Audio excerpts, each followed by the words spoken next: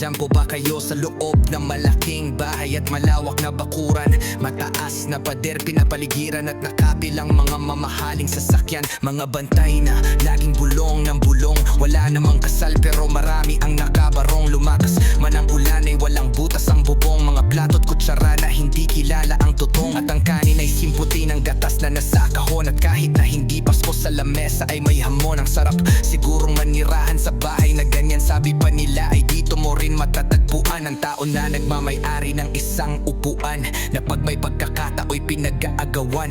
Kaya naman hindi niya pinakakawalan. Kung makikita ko lamang siya ay aking sisigawan. Doon na nakaupo, subukan nyo namang tumayo.